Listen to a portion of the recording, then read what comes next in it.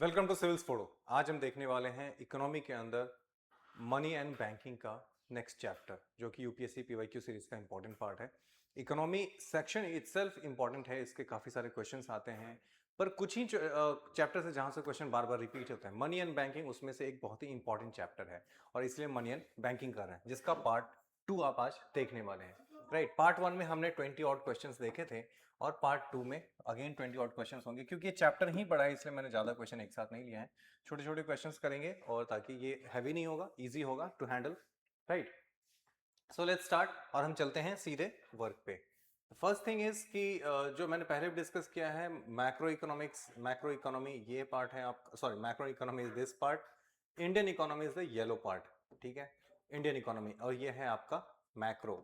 Macro के अंदर आप देखो तो एक्सटर्नल सेक्टर्स काफी इंपॉर्टेंट है, and then comes money and banking. ये सारा जो यहाँ से आप देख रहे हो यहाँ तक, ये सारा मनी एंड बैंकिंग का पार्ट है। राइट, अब मनी एंड बैंकिंग से पहले हम एक्सटर्नल सेक्टर कर सकते थे क्योंकि उसमें सबसे ज्यादा क्वेश्चन आ रहे हैं, 42 क्वेश्चंस। राइट, पर 42 क्वेश्चन करने के पहले यू मस्ट अंडरस्टैंड कि उसके लिए एक बेस भी चाहिए। That's why we have started with money and banking. उसको एक बार मनी एंड बैंकिंग किया तो फिर पूरा समझ लो कि इकोनॉमी ही, मैक्रो इकोनॉमी ही आपको समझ में आ जाएगा, क्योंकि economy is all about money. Money and banking chapter ही कर लिया तो फिर बचता क्या है। राइट, उसके बाद एक चैप्टर बचता है जो कि है सॉरी ये नहीं है, national accounting, national income accounting. ये चैप्टर बहुत ही छोटा है जिसमें एक चैप्टर से बहुत सारे क्वेश्चन पूछे गए हैं। So this chapter alone is very important. National income, national accounting, national income accounting. Right, इसके अंदर जीडीपी, जीएनपी वगैरह वगैरह बहुत छोटे छोटे कॉन्सेप्ट्स हैं, पर वो चैप्टर हम लास्ट में करेंगे। और ऑब्वियसली ये चैप्टर जब पूरा हो जाएगा then will go to the PYQ 2025 का, क्योंकि इकोनॉमी के अंदर काफी इंपॉर्टेंट क्वेश्चन पूछे गए हैं, काफी कंसेप्चुअल क्वेश्चन पूछे गए हैं, इस बार न्यूमेरिकल्स भी पूछे गए हैं। तो 2025 का economy was not easy. Right, so इस तरीके से अगर आपने किया तो आपकी काफी अच्छी तैयारी हो जाएगी। राइट, ये आपके इसमें दिखाता है एक्सटर्नल सेक्टर 42 है, बाकी सेक्टर्स के जो क्वेश्चन शेयर हैं वो यहाँ पे दिख रहा है। इसके अंदर हम देख सकते हैं मॉनेटरी पॉलिसी से 9 क्वेश्चन है, मनी एंड मनी सप्लाई से क्वेश्चन है, बैंकिंग एंड बैंकिंग रेगुलेशन से 18 क्वेश्चन है, पेमेंट इकोसिस्टम से 6 क्वेश्चन है, इन्फ्लेशन एंड रिसेशन से 6 क्वेश्चन है। इस पे कॉन्सेप्चुअल क्वेश्चन पूछे जाते हैं। फिजिकल पॉलिसी एक अलग चैप्टर हो गया जो कि गवर्नमेंट करती है। Monetary policy is by the RBI, physical policy is by the parliament. ठीक है, and then comes external sector जिसमें हमारा ट्रेड, रेमिटेंस, फैक्टर इनकम वगैरह वगैरह सारा कुछ आ जाएगा। Right, let's start then. ये इंडियन इकोनॉमी के अंदर agriculture is the biggest share. ठीक है, एग्रीकल्चर का शेयर सबसे बड़ा है इंडियन इकोनॉमी के अंदर। बाकी सारे तो छोटे छोटे इंडस्ट्रीज हैं एंड इंफ्रास्ट्रक्चर है, फाइनेंशियल एनर्जी सेक्टर है, ये सारे हैं। But agriculture is I think the half half of the whole, almost 40% is agriculture only. ठीक है, 40%, ये पूरा पार्ट अब देखो तो एग्रीकल्चर है। सो एग्रीकल्चर का वेटेज काफी ज्यादा है, तो एग्रीकल्चर में भी चलेंगे। But before that let's start with our first question. The question says which one of the following links all the ATMs in India. ठीक है, यूपीएससी 2018 में पूछा गया है all the ATMs in India कौन लिंक करता है। सबसे पहला ऑप्शन है इंडियन बैंक्स एसोसिएशन। आपको लगेगा बढ़िया है, ठीक है, सारे एटीएम्स को लिंक करना है तो क्यों ना सारे बैंक मिलके करेंगे। Right, Indian bank association, but this answer is wrong. ठीक है, national securities deposit limited, depository limited, national payment corporation, NPCI. So all the ATMs जो भी लिंकिंग है उनका वो काम है एनपीसीआई का। ठीक है, NPCI. Reserve bank of India के पास ये सब काम नहीं है, इतना काम, इतना लोड नहीं है रिजर्व बैंक ऑफ इंडिया के पास, इतना जगह नहीं उनके पास। सो एनपीसीआई का एक्चुअली जितना भी ऑनलाइन पेमेंट वगैरह जो कुछ भी होगा वो सब कुछ एनपीसीआई करेगा। एनपीसीआई का अम्ब्रेला ऑर्गेनाइजेशन है। ठीक है, अम्ब्रेला ऑर्गेनाइजेशन जो सारा काम ही करता है, पेमेंट से रिलेटेड जितना भी काम होगा, national payment corporation of India, ये सारा पेमेंट से रिलेटेड जो भी है वो सब कुछ करेगा ये, आईएमपीएस वगैरह सब कुछ है वो यही करेगा। ठीक है, retail payment and settlement system in India ये काम करता है। नेशनल फाइनेंशियल स्विच जो है the largest network of ATMs, वो भी इसी के अंदर, नेशनल फाइनेंशियल स्विच भी works under the NPCI only. ठीक है, तो लार्ज ये एक नेटवर्क है एटीएम्स का, तो national financial switch is the largest. Indian bank association body of bank management of India, bank से रिलेटेड जो इंटर बैंक ट्रांजैक्शन है वो किस पॉलिसी पे काम करेगा, वो काम करता है Indian bank association. Right, Indian bank association, इसका एटीएम से कोई लेना देना नहीं है। सो ये था इंपॉर्टेंट चीज। नेक्स्ट है Which one of the following statements correctly describes the meaning of legal tender money? ये अगेन यूपीएससी में पूछा गया 2018 में, और I think this is very easy. इसके पहले वाला जो क्वेश्चन था वो एक्चुअली करंट अफेयर्स का क्वेश्चन था, ठीक है, क्योंकि उस समय करंट अफेयर्स में एनपीसीआई काफी न्यूज में था, क्योंकि यूपीआई आया था उसी समय, राइट, नया नया, तो इसलिए वो काफी न्यूज में था, तो इसलिए यूपीआई से सॉरी एनपीसीआई से रिलेटेड क्वेश्चन पूछा गया है. अब ये क्या पूछा जा रहा है, लीगल टेंडर. ये तो एक बेसिक है, बेसिक क्वेश्चन है जो आपको समझ में आना चाहिए कि लीगल टेंडर आखिर क्या होता है. The money which is tendered in courts of law to defray the fee of legal cases. Oh my god, जिसको भी गेस करना है उनके लिए स्टेटमेंट बनाया गया है. Money which is a creditor is under compulsion to accept in settlement of his claims. Okay, a bank money in the form of checks. जो पैसा आप लेके जाते हैं कहीं से भी खरीदने, कुछ भी खरीदने, आपने कोई सामान लिया, आपने 100 का नोट दिया, 500 का नोट दिया, 2000 का भी दे सकते थे, ठीक है, दिया, तो वो मना नहीं कर सकता कि मुझे ये नोट नहीं चलेगा. नोट अगर हेल्दी है, फटा हुआ नहीं है, तो वो मना नहीं कर सकता. That is legal tender. मतलब सरकार के अंदर सरकार ने बोला है कि ये वाला नोट चलेगा, इसमें कोई दिक्कत नहीं आएगी. That is called legal tender, right. So that is legal tender. Legal tender, money recognised by the law of the land, इसका मतलब होता है. आरबीआई एक्ट 1934 के अंदर गिव्स सेंट्रल बैंक यानी कि RBI the sole right to issue bank notes. RBI ही सिर्फ नोट इशू कर सकता है. कॉइन्स जो है, एक दो दो दो चीज यहाँ पे काफी इंपॉर्टेंट है. Coins is limited legal tender. मतलब कॉइन्स आप सारे का सारा, आप सब बाइक खरीदने जा रहे हो, कार खरीदने जा रहे हो, तो आप ठेले में भर के कॉइन्स ले गए, ट्रक में भर के और दे दिया, बोलो ये लो 25 लाख की कार है, सारे के सारे कॉइन्स गिन लो. दे विल से जो भी बोल सकते हैं, ठीक है. सो वो भगा देंगे आपको. दूसरा है currency is an unlimited legal tender. मतलब करेंसी में आप दे सकते हो, आप कितना भी, अगर एरोप्लेन खरीदने जा रहे हैं तो आप उस समय करेंसी बैग में भर के ले जाइए, ट्रक में डाल के और दे दीजिए, मना नहीं करेगा, right. In fact they will love it, क्योंकि उससे ब्लैक मनी भी इजिली किया जा सकता है. नेक्स्ट है, with reference to the governance of public sector banking in India consider the following statements. Governance of public sector banking, public sector banking in India, right. कौन govern करता है, कैसे करता है, वो पूछा.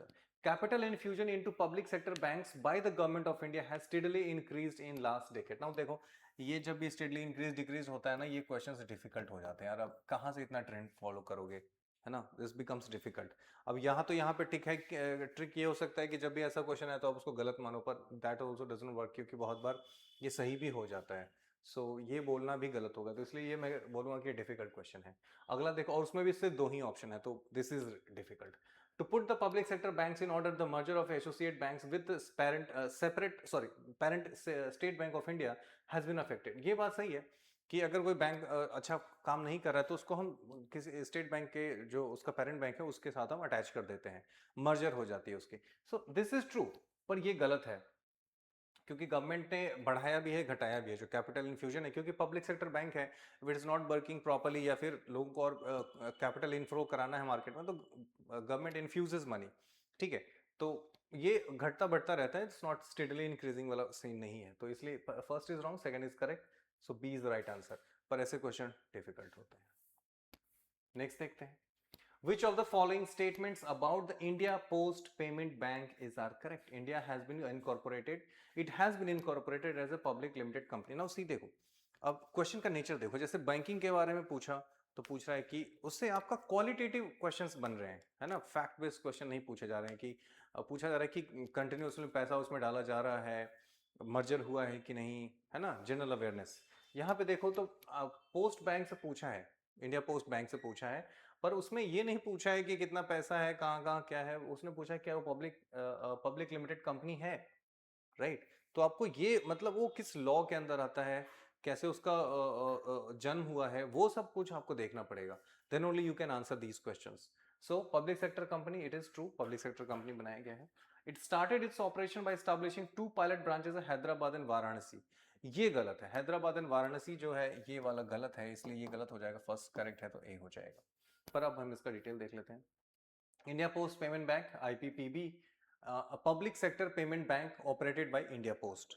इंडिया पोस्ट उसको ऑपरेट करता है, but is a public sector payment bank under ministry of communication. Now this is important, ठीक है, मिनिस्ट्री ऑफ कम्युनिकेशन, क्योंकि ये बिल्कुल ही हटके है पॉइंट, तो इसके बारे में ये पॉइंट अगर डाला जाएगा तो बहुत सारे लोग गेस नहीं कर सकते।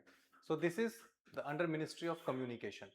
पायलट प्रोजेक्ट लॉन्च किया गया है रायपुर एंड रांची में, नॉट हैदराबाद में, ठीक है। सो दिस सेकंड पॉइंट, और again this is a difficult question, how could have anyone guessed this कि कहाँ कहाँ पे पायलट प्रोजेक्ट लॉन्च किया है, इतना डिटेल फॉलो करना इज डिफिकल्ट, राइट। सो ये डिफिकल्ट क्वेश्चन है, सीडीएस में पूछा गया डिफिकल्ट क्वेश्चन है, पर डिफिकल्ट क्वेश्चन कुछ होते हैं, नहीं भी किया तो ठीक है, इजी क्वेश्चन तो आएंगे।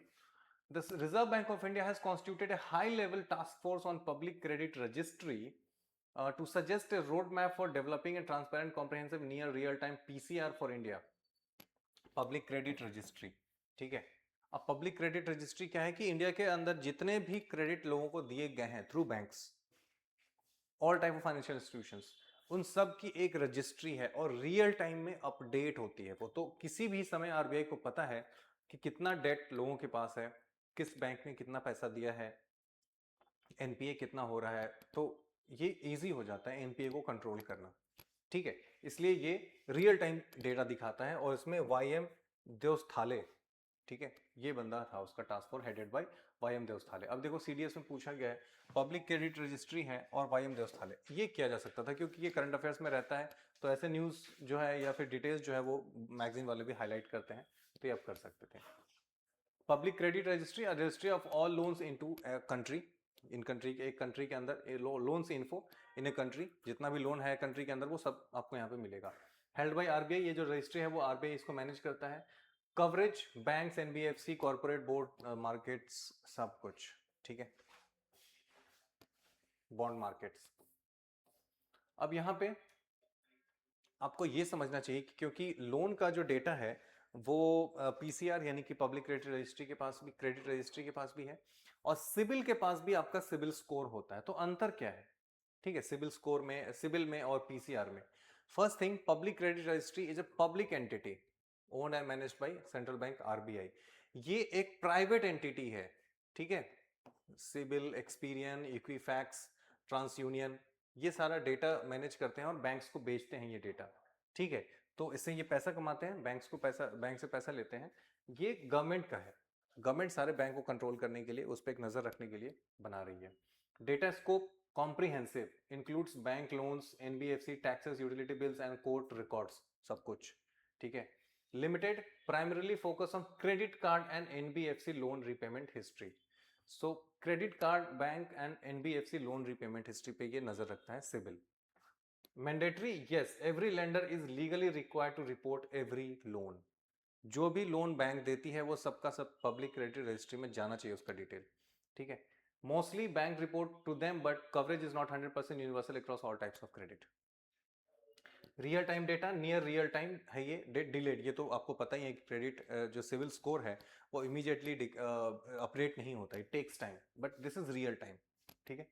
Purpose, public good, to reduce information asymmetry and prevent NPS for the whole economy, right, ये इसका पर्पस है। ये है कॉमर्शियल सर्विस है, to provide credit score and reports to lender for a fee. Obviously जो बैंक है अगर उसको पैसा लोन देना है किसी को, तो उसको एक वो चाहिए कि भैया बता दो इसको लोन दिया जा सकता है क्या, कैसा इसका स्कोर है, कैसा बिहेवियर है, पैसे इसने पहले इसने लोन चुकाए हैं क्या टाइम पे, बस ये काम है, तो उसके लिए पैसा लेते हैं बैंक से और आसानी से आपको दिया जाता, वो देते हैं उनको डेटा, राइट, और आपको आसानी से लोन मिल जाता है।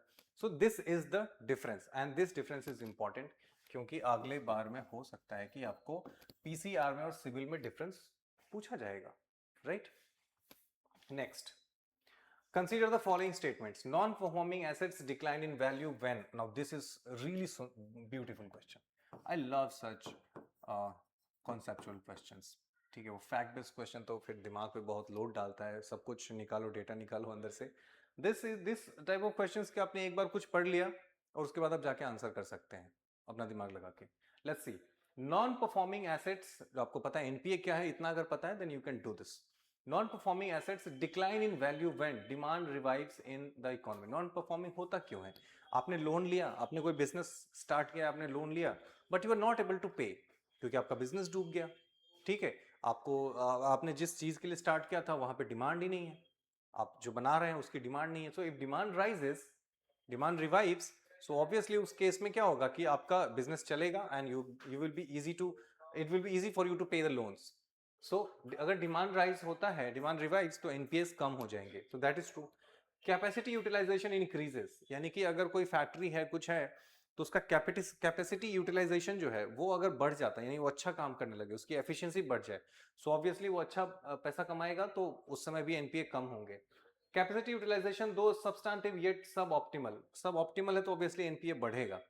अगर वो अच्छा पैसा नहीं बना रहा है, कोई भी फैक्ट्री, कोई भी बिजनेस, तो एनपीए बढ़ेगा, वो टाइम पे चुका नहीं पाएगा. सो कैपेसिटी यूटिलाइजेशन डिक्रीजेस, ये इंक्रीज हो गया, डिक्रीज हो गया, तो जब ये हो गया तो ये तो हो ही नहीं सकता.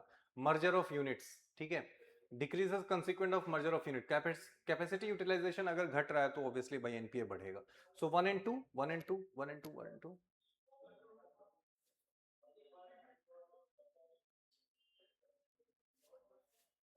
तीन तीन ऑप्शन है इसमें. नॉन फॉर्मिंग है decline. Capacity utilisation decreases consequent upon merger of units. Capacity utilisation दो substantive is yet suboptimal level. देखो कैपेसिटी यूटिलाइजेशन डिक्रीजेस, 4 तो नहीं होगा, और 4 जब नहीं होगा तो ऑप्टिमल लेवल पे है, तो चलो यहाँ पे भी कुछ हद तक हम इसको एक्सेप्ट कर सकते हैं, क्योंकि ऑप्शन ही वैसा दिया, अदरवाइज इसको भी रिजेक्ट करना होता. तो 4 तो हम इजिली काट सकते हैं. कैपेसिटी यूटिलाइजेशन डिक्रीजेस नहीं होगा, ठीक है. So 1 2 3 will be the right answer, ठीक है. अदरवाइज 3 अगर नहीं होता तो हम उसको भी इजिली छोड़ सकते थे, पर ऑप्शन में है ही तो लेना ही पड़ेगा, तो इसलिए 1 2 3. नाउ द पॉइंट इज कि अब आपको यह समझना चाहिए कि एनपीएस आखिर है क्या. सो एनपीए जो है वो जो भी लोन अगर किसी बैंक ने दिया है, सो उसको अगर 90 डेज के विदिन 90 डेज के अंदर अगर आपने नहीं चुकाया, that becomes NPA, right. The primary जो क्राइटेरिया है एनपीए बनने का वो ये है कि अगर आपका लोन या फिर प्रिंसिपल अमाउंट का जो इंस्टॉलमेंट है वो आपने पे नहीं किया है, तो वो जो लोन आपने ले रखा है 90 डेज से अगर ऊपर हो गया है, so that becomes NPA, right. पर ये एग्रीकल्चरल लोन के लिए अलग होता है. एग्रीकल्चरल लोन जो है वो हार्वेस्ट पे चलता है. तो अगर शॉर्ट ड्यूरेशन का क्रॉप है आपका, ठीक है, तो 2 हार्वेस्ट सीजन के बाद अगर आपने पे नहीं किया तो वो एनपीए चला जाएगा. और अगर लॉन्ग ड्यूरेशन क्रॉप्स है, जैसे कि शुगर हो गया, ठीक है, तो एक हार्वेस्ट के सीजन के बाद अगर आपने पे नहीं किया तो वो एनपीए बन जाएगा. तो यहाँ पे 3 महीना है, 3 इंस्टॉलमेंट्स, क्योंकि हर महीने एक इंस्टॉलमेंट होगा, तो 3 इंस्टॉलमेंट है यहाँ पे. और यहाँ पे 2 हार्वेस्ट सीजन, 1 हार्वेस्ट सीजन. तो आई थिंक यहाँ पे भी 3 सीजन होना चाहिए था, ठीक है, बेटर होता. 90 डेज का कैप है, ठीक है. अच्छा, एनपीए का भी स्टेटस क्या है? द गुड थिंग इज कि एनपीए 2016 17 18 के आसपास एनपीए बहुत शोर था उस समय एनपीए का, ठीक है. करंट अफेयर्स में एनपीए हर जगह डिस्कस होते रहता था. सो 2018 में एनपीए था 11.2%, और अभी 2025 में 2.3 to 2.5% है एनपीए. तो अब देखो कि कितना सुधार दिया है बैंकों की हालत, राइट. नेट एनपीए अभी 0.6% है, राइट. सो कैसे किया आरबीआई ने? 4R का इन्होंने स्टेप लिया है, ठीक है. Recognition, resolution, recapitalisation and reform. कुछ लॉ रिफॉर्म किए हैं. रिकैपिटलाइजेशन, जो बिजनेस डूब रहे हैं उनको पैसा देकर उनको रिवाइव किया है. रेजोल्यूशन किया है, जो एनपीएस नहीं पे कर पा रहे उनको रिजॉल्व किया है. एंड रिकॉग्निशन, यानी कि पहले रिकॉग्नाइज किया जाए कि कहां कहां पे प्रॉब्लम है, right. And in that case RBI इस तरीके से एनपीएस को कम किया है, ठीक है. Then comes, which of the following statements best describes the term scheme for sustainable structuring of stressed assets recently seen in news? S4A, sustainable structuring of stressed assets. NPA जैसी ही कुछ बात चल रही है मुझे लग रहा है. Sustainable structuring of stressed assets, S4A. It is a procedure for considering ecological cost. It is a scheme for RBI for reworking the financial structure of big corporate entities facing genuine difficulties. Sounds good. It is a disinvestment plan of the government regarding central public sector stressed assets. It is an important provision in the insolvency and bankruptcy code recently implemented by the government. और ये 2017 का बताया कि उस समय IBC आता है, insolvency and bankruptcy code, IBC, और उसी के अंदर ये था. तो दिस वन नहीं, ये is D is the right answer, ठीक है. नेक्स्ट देखिए, which of the following is most likely consequence of implementing the unified payment interface. ये 2017 में पूछा गया है, और आई एम टेलिंग यू उस समय यूपीआई काफी न्यूज में था, इसलिए एनपीसीआई, यूपीआई पूछा जा रहा है, ठीक है, ये सब पूछा जा रहा है। Mobile wallets will not be necessary for online payments, will not be necessary for online payments. Okay, बात सही है कुछ हद तक, पर मतलब कि यूपीआई है तो आपको वॉलेट की जरूरत नहीं पड़ेगी, दैट इज ट्रू, राइट। पर मोस्ट लाइकली क्या पूछा है, मोस्ट लाइकली कॉन्सिक्वेंस, कॉन्सिक्वेंस ये नहीं है, ये वन ऑफ द ऑप्शंस है, आप चाहिए तो कर सकते, नहीं भी, this is not the given कि आपको खत्म ही हो जाएगा मोबाइल वॉलेट, ऐसा तो नहीं है। Digital currency will totally replace, अब जब ऐसा एक्सट्रीम स्टेटमेंट्स दिखे तो आप उसको इजीली रिजेक्ट कर सकते हैं। FDI flows will drastically increase. अब देखो, यूपीआई उस समय नया आया था एक्चुअली, ठीक है सर, जब नया नया आया था ना तो लोगों को समझ ही नहीं आ रहा था कि आखिर है क्या यूपीआई, बहुत सारे लोग नहीं जानते थे उसके बारे में। अभी तो ये क्वेश्चन आसानी से बहुत सारे बच्चे कर देंगे, पर उस समय बच्चों को आइडिया नहीं था कि क्या होता है यूपीआई, बहुत सारे बच्चे इसमें समझ ही रहे थे, राइट। सो सीन क्या है कि ऐसे क्वेश्चन पूछे जा रहे हैं कि FDI flow will directly increase drastically, direct transfer of subsidies to poor people will become very effective, this is the question, ठीक है, कि जो डायरेक्ट ट्रांसफर ऑफ सब्सिडीज है पुअर को, वो यूपीआई से आसानी से हो जाएगा, राइट, उनके बैंक अकाउंट में इजीली चला जाएगा।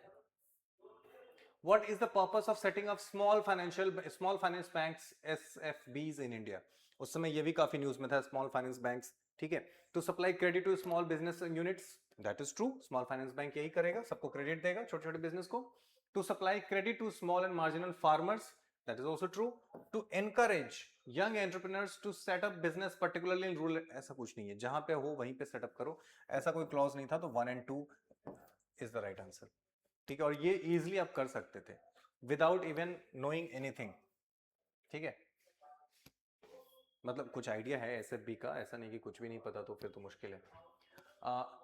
अगेन नेक्स्ट 2017 में पूछा गया है, अब देखो एक ही मतलब एनपीसीआई यूपीआई एनपीसीआई 20, कई सारे, मतलब 2 साल में आप देखो तो काफी कुछ पूछा जा, कई सारे क्वेश्चन है, मुझे लगता है एक ही आर्टिकल से सारे क्वेश्चन बनाए गए हैं।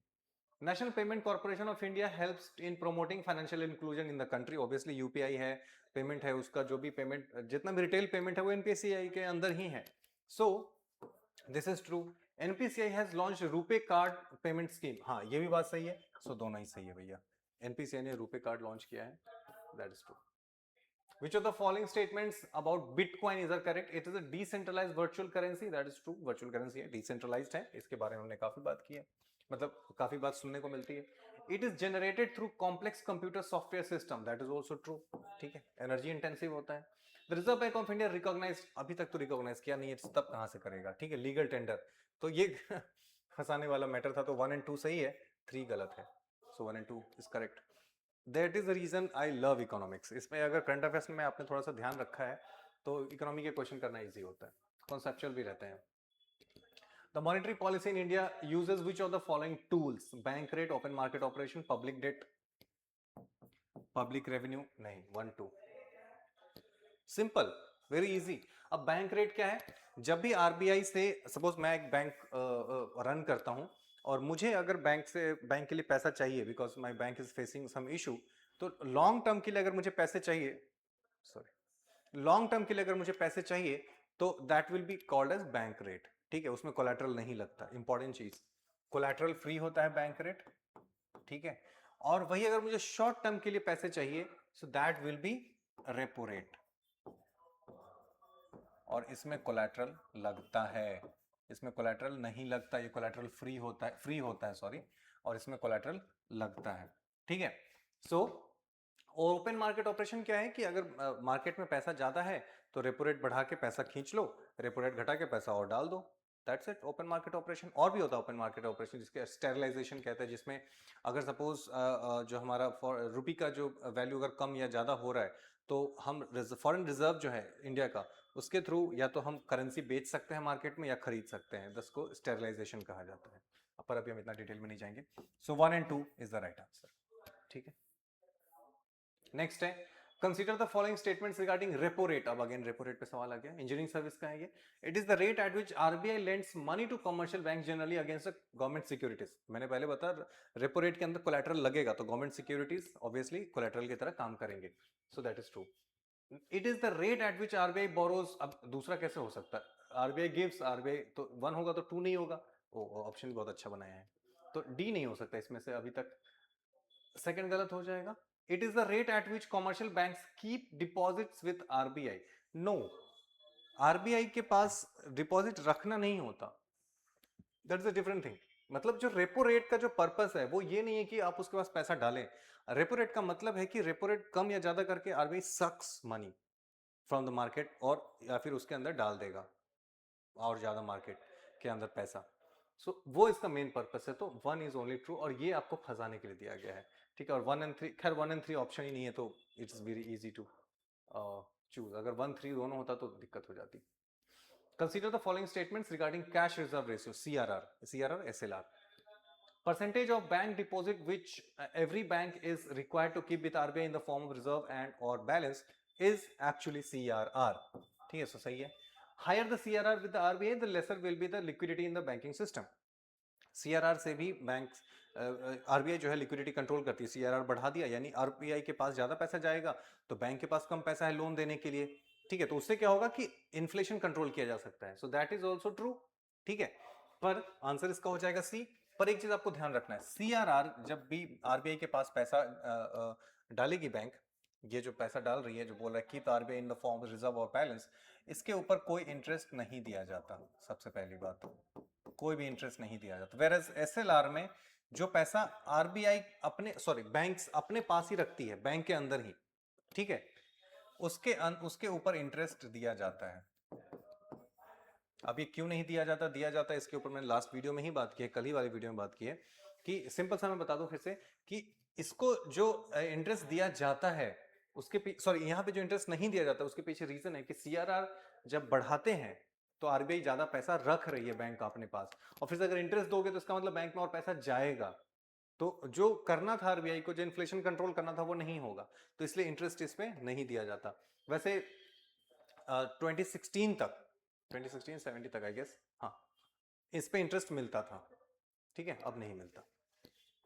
और एसएलआर पे, क्योंकि एसएलआर वो पैसा है जो बैंक अदरवाइज यूज कर सकता था, पर उसको आरबीआई ने रुकवा लिया है, यूज नहीं करने दे रहा है, तो उस पर एक इंटरेस्ट देती है आरबीआई, आरबीआई ही देगी, ठीक है। तो एसएलआर पे इंटरेस्ट है, सीआरआर पे इंटरेस्ट नहीं है। ये चीज बहुत ही इंपॉर्टेंट है, आपको ध्यान रखना चाहिए। सो बोथ आंसर सही है। Recently, which one of the following currencies has been proposed to be added to the basket of IMF's SDR?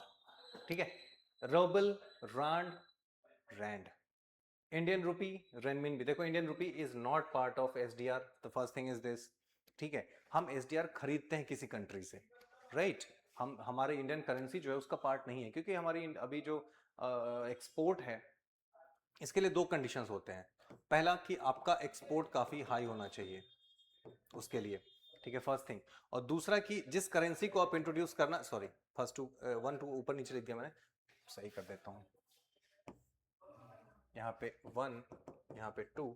और दूसरा कंडीशन ये है कि जिस करेंसी में आप एक्सपोर्ट करते हैं वो इजीली ट्रेडेबल होना चाहिए, यानी कि वो मार्केट में उसकी डिमांड होनी चाहिए। अगर मार्केट में डिमांड नहीं होगी तो वो करेंसी लेके कोई जाएगा, उसको कोई खरीदेगा ही नहीं, ठीक है। सो that is very very important. दूसरा चीज, अब आईएमएफ का पर्पस क्या है, एसडीआर क्यों बनाया गया?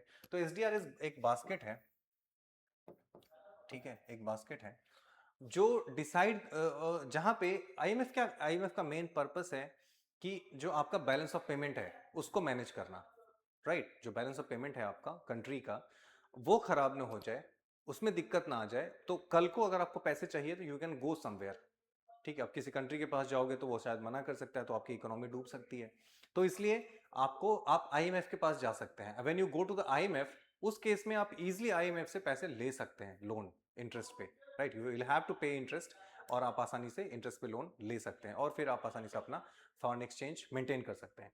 नाउ द पॉइंट इज कि आईएमएफ जब आपको लोन देगा तो आपको देगा तो आपसे इंटरेस्ट भी लेगा, ठीक है, आपसे इंटरेस्ट भी लेगा, ये आईएमएफ का इनकम है, राइट।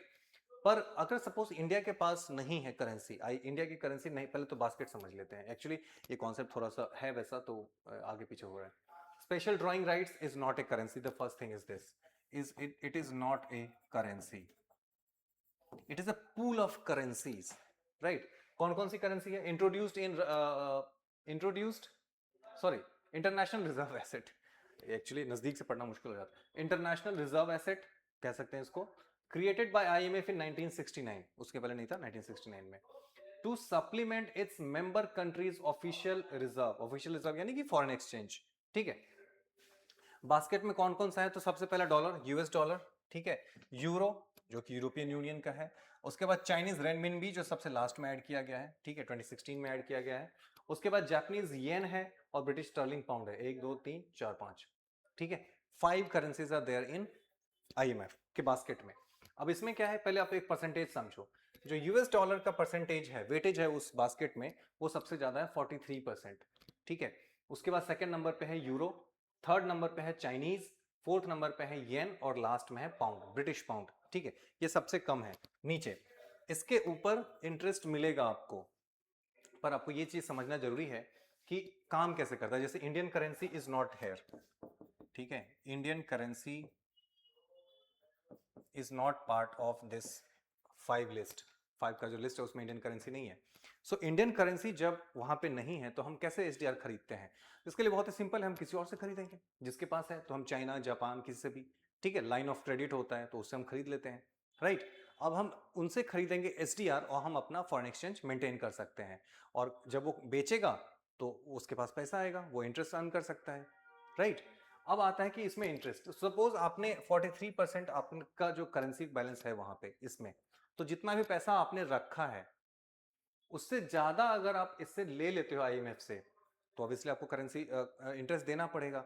और अगर और आपने कम लिया है, ठीक है, तो किसी और ने यूएस तो खरीदा होगा, यूएस डॉलर, तो इसने बेचा होगा आईएमएफ ने किसी को, तो उसका एक पार्ट इसको जाएगा यूएस को, ठीक है, इंटरेस्ट के फॉर्म में। This is how it is. आप इसमें इंटरेस्ट दे भी सकते हैं, अर्न भी कर सकते हैं। तो सपोज कि यूएस का परसेंटेज सबसे ज्यादा है, इसका मतलब यूएस काफी डिमांड में है। तो अगर मान लो कि यूएस की करेंसी बाकी सब लोग खरीद रहे हैं, ठीक है, तो इसका मतलब है कि यूएस वाले जो है वो पैसा और डालेंगे इसमें, और आईएमएफ वो यूएस डॉलर जो है वो देगा कंट्रीज को, तो उससे इंटरेस्ट लेगा, उससे इंटरेस्ट लेगा तो वो उसका एक शेयर यूएस को भी जाएगा, right. This is how it works, right. तो ये हो गया, इसको समझना बहुत ही इंपॉर्टेंट है, ये सब चीजें काफी इंपॉर्टेंट है। सो इंडियन रुपी इसमें डाला है, पर Indian rupee is not there, it is renminbi, Chinese renminbi, जो कि लास्ट में ऐड किया गया है। 2016 का क्वेश्चन है, 2016 में ही ऐड किया गया था, that's why the question is there. With reference to bitcoin, sometimes again bitcoins पे आ गया, यूपीएससी 2016 में फिर से पूछा गया है, ये 17 में भी पूछा गया था, बिटकॉइन आई थिंक 18 में भी था। Sometimes seen in the news, which of the following statement is correct? Bitcoins are tracked by the central banks of the countries. नहीं, bitcoins are not tracked. तो पहला गलत हो गया, तो पहला गलत, पहला गलत। अभी 2 3 में से 3 तो सही है, सेकंड देखना है। Anyone with a Bitcoin address can send and receive bitcoins from anyone else with a Bitcoin address. Absolutely true, absolutely true. So 2 and 3, right? Next. हाँ. The term core banking solution is sometimes seen in the news. Which of the following statements best describe this term? Core banking solution क्या है? So it is a networking of banks branches which enables customers to operate their accounts from any branch of the bank on its network regardless of where they open their accounts. This is core banking. क्योंकि इसके पहले आपका जिस branch में account है, आपको उसी branch में जाकर के या तो पैसे निकालने होंगे या पैसे डालने होंगे, राइट। पर अभी क्योंकि ये सब कुछ जुड़ गया है, कोर बैंकिंग हो गई है, तो आप कहीं से भी पैसे निकाल सकते हैं, कहीं पैसे डाल सकते हैं, right. This is how it is. So this is core banking. First is second true. It is an effort to increase RBI's control over commercial bank through computerization. नहीं, कंट्रोल का नहीं है, इजी करने के लिए है। It is a detailed procedure by which a bank with huge non-performing, one only, ठीक है, one only is the right answer. Next देखिए, which of the following is are examples of near money? Now this is important. near money, near money वो होता है जो easily खर्च किया जा सके, ठीक है, वो होता है near money. Treasury bills, credit card, अब इसमें क्रेडिट कार्ड से इजीली आप खर्च कर सकते हैं। सो 1 2 3 1 थ्रू 3, ये सिर्फ नहीं होगा ऐसा आपको लगेगा, बट द पॉइंट इज कि ये आपको कैच दिया गया, क्रेडिट कार्ड इसका आंसर नहीं, क्योंकि क्रेडिट कार्ड एसेट नहीं है जिसको खर्च किया जा सके, वो एक लोन है, आपको इजिली लोन मिल जाता है, आप खर्च नहीं करते, ठीक है। ट्रेजरी बिल को इजिली लिक्विडेट किया जा सकता है, सेविंग अकाउंट को कर सकते हैं, रिटेल मनी इन मार्केट ये कर सकते हैं। तो 1 3 4 C is the, D is the answer, 2 इसका आंसर सिर्फ नहीं है, और ये फंसाने के लिए दिया गया था, ठीक है। Which of the following with regard to the term bank run? Bank run क्या है? ये उस समय 2016 में कुछ ये करंट अफेयर्स में था, इस वजह से ये पूछा जा रहा है। Bank run. The net balance of money a bank has its chest at the end of the day. The ratio of bank's total deposit. Panic situation when the deposit holders start withdrawing. Yes. मतलब public को लगे कि bank might collapse, तो वो bank के पास जाएंगे, सबके सब एक साथ बोलेंगे भैया हमारा पैसा दे दो, तुम तो डूबने वाले हो. That is called bank run. ठीक है? C is the right answer. Then comes in India, the term hot money is used to refer to currency plus reserve plus with RBI, net GDR, net foreign direct investment, foreign portfolio investment. Hot money का मतलब क्या है कि जैसे किसी country में मान लो कि यहाँ पे इंटरेस्ट रेट बढ़ा हुआ है, आरबीआई ने इंटरेस्ट रेट बढ़ा दिया है, राइट. इसका मतलब है कि आरबीआई ने बढ़ा दिया तो बैंक भी बढ़ाएंगे. इसका मतलब है कि बैंक्स के पास अगर आप पैसा जमा करेंगे तो आपको हाई इंटरेस्ट रेट मिलेगा. तो उस केस में क्या होगा कि दुनिया की बाकी जगह से जो इन्वेस्टमेंट है पोर्टफोलियो वाले, क्योंकि पोर्टफोलियो वाले सीधा पैसा लेके इन्वेस्ट करते हैं, सीधा पैसा इन्वेस्ट करते हैं, तो वो सब भागेंगे इंडिया की तरफ. जैसे अगर यूएस ने अगर बैंक अपना रेट बढ़ा दिया, बैंक रेट बढ़ा दिया यूएस फेडरल बैंक ने, तो उससे क्या होगा कि इंडिया के बाकी सारे इन्वेस्टर्स जो अपना पैसा वहां लेके जाएंगे, बोलेंगे यहाँ लगाओ, यहाँ इंटरेस्ट अच्छा मिल रहा है. This is hot money. ठीक है, ये होता है हॉट मनी. और ये पोर्टफोलियो वाले इजीली करते हैं क्योंकि उसमें इन्वेस्टमेंट एफपीआई जो है वो इजीली किया जा सकता है. एफडीआई में क्या है कि आपको इन्वेस्टमेंट करना पड़ेगा फॉर लॉन्ग टर्म. ये शॉर्ट टर्म के लिए होता है. So this is it. हमने अभी देखा कुछ क्वेश्चंस देखे, 20 क्वेश्चंस देखे यहाँ पे, और some of the questions were really interesting. जैसे आईएमएफ वाला क्वेश्चन था, मैंने आपको अच्छे समझाया भी. अगर कोई दिक्कत होती है तो you can comment there in the comment section. और इसमें हमने देखा कि कुछ ऐसे करंट अफेयर्स से भी क्वेश्चन पूछे हैं, जैसे यूपीआई से बार बार पूछे जा रहे हैं. तो करंट अफेयर्स का भी काफी रोल रहता है इकोनॉमी में, है ना. जो भी चल रहा है करंट में उससे भी क्वेश्चन पूछे जाएंगे. बेसिक अंडरस्टैंडिंग भी चेक की जाएगी. ठीक है. So this was it. हम इसको और भी कंटिन्यू करेंगे नेक्स्ट पार्ट में. पार्ट 3 भी होगा, जिसके बाद ये चैप्टर खत्म होगा, फिर नेक्स्ट चैप्टर, फिर नेक्स्ट चैप्टर, इस तरीके से बढ़ते जाएंगे. एंड आई होप कि आपके लिए ये यूजफुल हो रहा है. See you in the next video. Bye bye.